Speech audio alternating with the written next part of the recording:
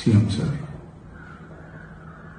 உங்களுக்கு ஏதாவது இந்த பழி வாங்கணும் அப்படின்ற எண்ணம் ஏதாவது இருந்துச்சுன்னா என்ன வேணாலும் பண்ணுங்க. அவங்க மேல கை வைக்காதீங்க. நான் ஒன்று வீட்டில் இருப்பேன், இல்லை நான் ஆஃபீஸில் இருப்பேன். இந்திய அரசியல் வரலாற்றில் பிரச்சார அடிப்படையில் கரூரில் ரசிகர்களை காவு வாங்கிய துயர சம்பவம் நாட்டையே உலுக்கிய நிலையில் 3 நாட்கள் கழித்து தவேக தலைவர் விஜய் வீடியோ வெளியிட்டு, சிஎம் சார், ஏதாவது பழி வாங்க வேண்டிய எண்ணம் இருந்தால் என்னை என்ன வேண்டுமானாலும் செய்யுங்கள் என பேசியதன் உள்நோக்கம் என்ன? தவேக தலைவர் விஜயின் இத்தகைய பொறுப்பற்ற பேச்சு நமக்கு பல்வேறு கேள்விகளை எழுப்புகிறது. போகும்போது இந்த கூட்டம் நல்லா தான் இருந்துச்சு. இன்னும் இந்த கூட்டத்தெல்லாம் பார்க்க ஜெயிச்சிடலான்ட்டு உங்களுக்கு தோணும்.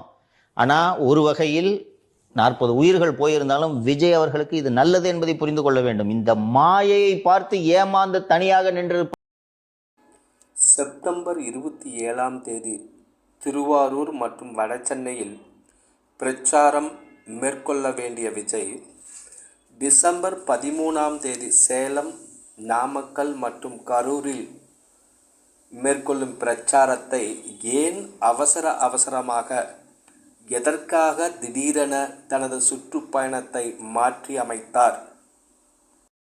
மேலும் தவேக தலைவர் கரூர் பிரச்சாரத்தின் பொழுது பாதிக்கப்பட்டவர்களை சந்திக்க மருத்துவமனைக்கு செந்தில் பாலாஜி எப்படி உடனே சென்றார் என்ற கேள்வி எழும் நிலையில் எம்ஆர் விஜயபாஸ்கர் மட்டும் பாதிக்கப்பட்டவர்களை மருத்துவமனைக்கு கொண்டு செல்லும் பொழுதே எப்படி சென்றார் என்ற கேள்வியும் மக்களுக்கு எழத்தான் செய்கிறது.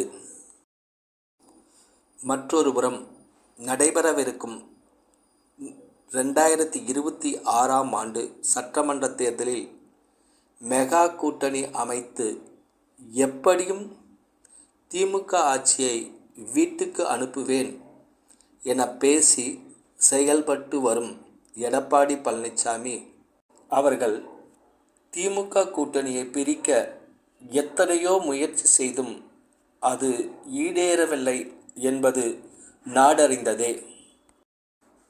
மேலும் எடப்பாடி பழனிசாமியை முதலமைச்சராக்கிய சசிகலா அதன் பின்பு தினகரன், பன்னீர்செல்வம் மற்றும் செங்கோட்டையன் என ஒவ்வொருவராக அதிமுகவை விட்டு நீக்கி அதிமுகவை தன்வசப்படுத்தி கொண்டார் எடப்பாடி பழனிசாமி. தவேக தலைவர் விஜயை தன்னுடைய கூட்டணிக்கு இழுக்க எவ்வளவோ முயற்சி செய்தும் எடுபடவில்லை. ஆகையால் எம்ஆர் விஜயபாஸ்கரை வைத்து எடப்பாடி பழனிசாமி ஏன் சதி செய்திருக்கக்கூடாது என்ற கோணத்தில் இந்தியாவின் அரசியல் சாணக்கியர் கருணாநிதி இருந்திருந்தால் இந்நேரம் விசாரணையை தொடங்கியிருப்பார். எல்லாரும் ஒற்றுமையா இருந்தாங்க.